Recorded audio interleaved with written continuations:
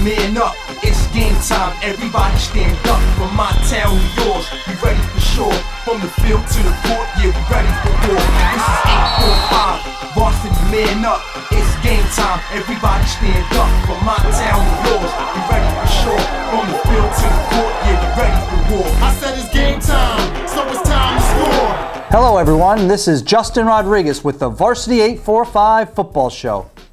Sit back and relax because we have another great show lined up for you.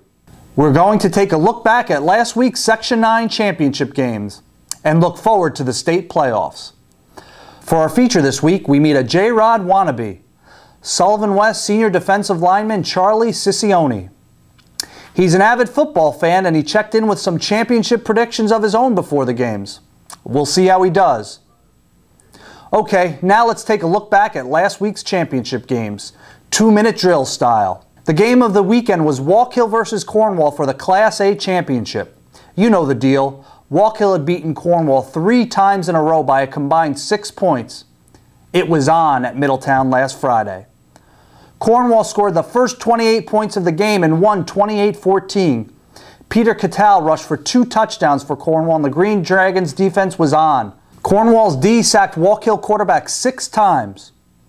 Sophomore quarterback Mike White, who was composed all game, talked about the win over Wallkill. I was a little nervous coming in. It was a huge game, but I feel like I played good. I feel like we came out on top. We played as a team today. We're a family. Of course, I picked Wallkill and they lost. Previously, I had picked Cornwall 3 times in a row over Wallkill, and Cornwall lost. After the game, Cornwall defensive lineman talked about what is now being called the JRod jinx. You picked us the first 3 times and we came up short, and I mean, after you picked them this time, we felt confident, we felt, we were ready to go. Okay, on to Class B, where Marlboro made history. The Iron Dukes won their first ever Section 9 title with a 14-7 win over Spackenkill. Marlboro was 0-8 in Section 9 championship games, but you can throw that record in the trash. Quarterback Mike Schoonmaker scored the game winner for Marlboro on a 1-yard run on a 4th and goal with 3:18 remaining. Marlboro running back Cornelius Williams talked about the historic win afterwards. Marlboro ain't get a win, a sectional championship win in 32 years, and we came out here and did it. It was a great win. Oh my God. I just love it. I'm so happy. On to the Class C championship game. Underdog James I. O'Neill beat Burke Catholic 10-7, scoring the final 10 points of the game. Hard-charging Jerry Nazzi scored the game winner on a 9-yard run in the second half. O'Neill linebacker Zach Trainer, who picked up his 100th tackle of the season against Burke, talked about the upset special.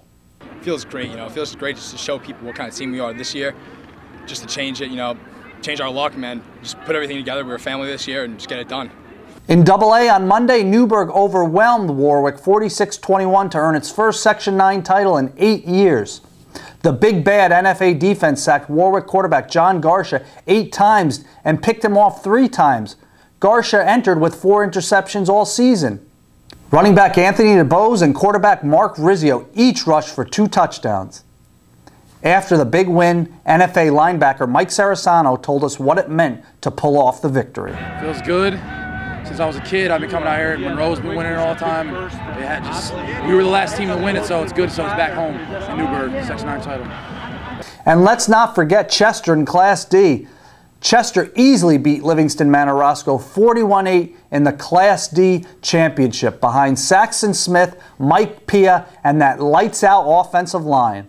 Smith rushed for 297 yards and 4 touchdowns. Way to go, Saxon. Okay, on to our feature for this week. JRod has been a little off on his picks this week. Check out Varsity845.com and the Times Herald Record. For the first time ever, the readers are beating me. Enter Sullivan West Ciccione.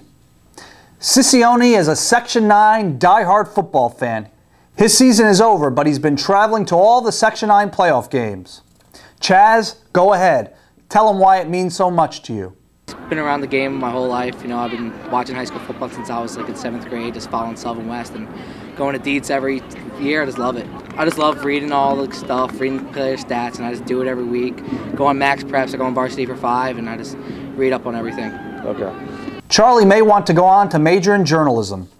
So after meeting him after a game, I figured I'd give him a shot at picking some games. Let's see how he fared. Game number 1. Burke O'Neal. Break it down, Charlie. I think O'Neal will win. You know, Nasi real good running the ball. I think Jordan, real good defensive lineman and offensive lineman, will just control both sides. You got a score? 20-14. He nailed it. Game 2, Marlboro Spack and Kill. All right, I like Marlboro in this one. I think they're coming off that first loss to Spack and Kill, and they're going to revenge them, and they're going to get their first section championship. Charlie is 2-0. I was 1-1 of those games, losing on Burke. And finally, we met up with Charlie again for NFA Warwick. Break it down, Charlie. I like NFA over Warwick. I think NFA's defense is just way too powerful for the dynamic Warwick offense. I think it's going to be 27-15. Perfect. Charlie goes 3-0. I might end up on the unemployment line. Hey, Charlie, thanks for participating in the feature, and good luck with your future prognostications. Now it's on to my state quarterfinal playoff predictions. Keep in mind, NFA has a bye to the state semifinals. They don't play this week. The Golden Goldbacks await the winner of this weekend's quarterfinal between Shenendehowa and North Rockland. We'll definitely be catching up with Newburgh next week. In Class A this week, it's Cornwall versus Poughkeepsie on Friday.